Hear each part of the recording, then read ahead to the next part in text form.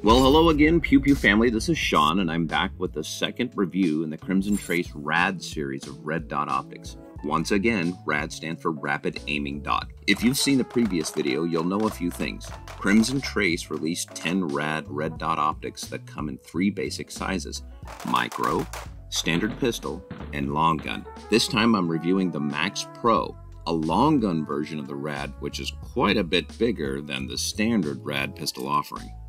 You may recall CT sent us to the famed gunfighting school, Gunsite, in Arizona for the event.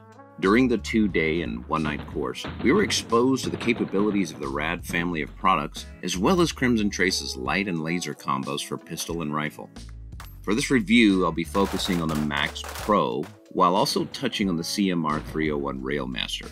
The folks at Crimson Trace mounted the Max Pro on a Radian Model 1 rifle. This was equivalent to an ice cream sundae with a cherry on top. The Model 1 Radian is an outstanding AR-15 rifle chambered in .223 Wild. The Max Pro is a larger version of the RAD intended for long gun applications. It is approximately 1.5 inches wide and almost an inch tall.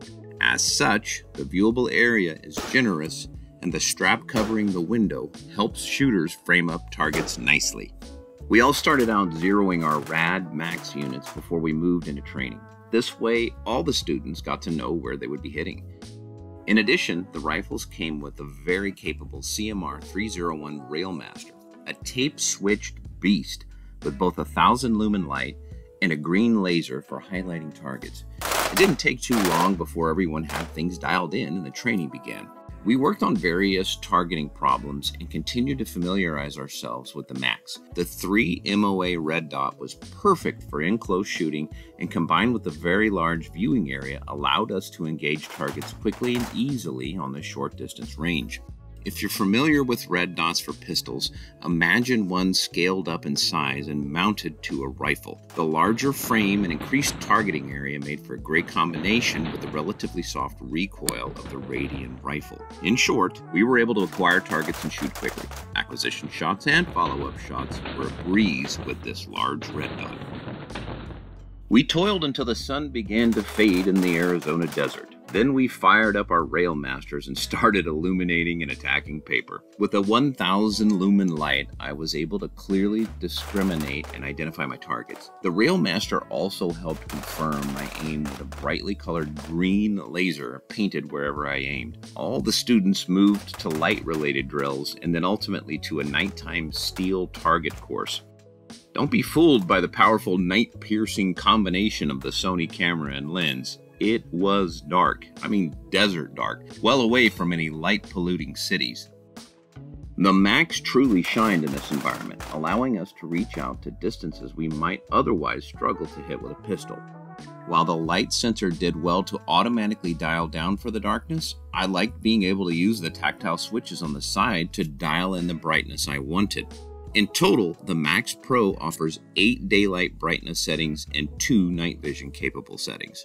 The following day, with the return of the sun, we were back out to Gunsite with renewed interest in honing our craft. We had established that the Max was very capable at short distances and in the dark, but how would it do at longer distances? Crimson Trace worked with Gunsite to actually prepare an entirely new range, and it was here where we stretched out the capabilities of the Max Pro.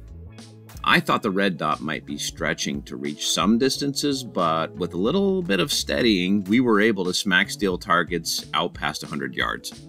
I'll never forget the first time I cleared a house with a rifle. The confidence it gave me was superior to that of the common pistol. So it was with the Max Pro equipped Radian. Gunsite instructors had set up a shoot house chock full of various challenges, and we all confronted them our own way. From the pregnant no-shoot target to the bomb vest-wearing terrorist, we worked angles and moved from one room to the other while doing our best not to expose ourselves to danger. I remember rounding one corner and seeing a huge Rottweiler bounding toward me from outside, his muzzle a snarling visage. I literally uttered hell no while pressing the trigger and dispatching the threat.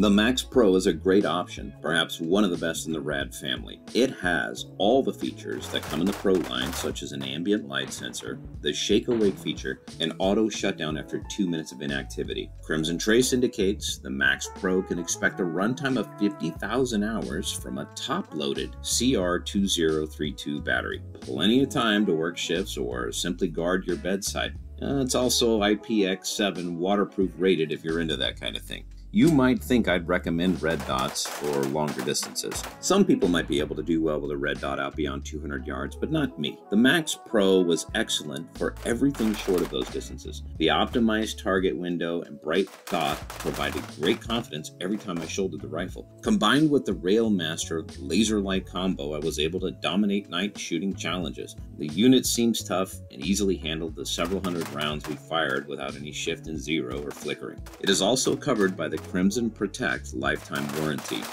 All in, the PIC rail mounted spotter did a fantastic job of helping me sight out targets, and I think it would be an outstanding addition to any short range rifle or shotgun project in search of a red dot. All right, guys, that's going to do it for the Crimson Trace RAD event. This has been a lot of fun, held out here at Gunsite, obviously one of the top-notch schools in the world. If you ever get a chance to come out here and get some training, it is outstanding. On top of that, I'd like to thank Remington. They supplied a lot of ammunition during kind of a dearth of ammunition. We're really happy to have some support there. They stepped up. They had a lot of ammo for us. Finally, Crimson Trace.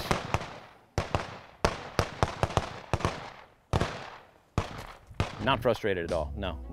Finally, Crimson Trace. These guys came out with a lineup of different red dots for various applications. If you have a very small, like a 365, or if you have an AR, you have a red dot for every one of those. You can start out with the micro and work all the way up for different sets of features. They've got red and green, and then finally go all the way up to the max for your shotgun and your rifle applications. It's a great system and it's reasonably priced, so go check it out.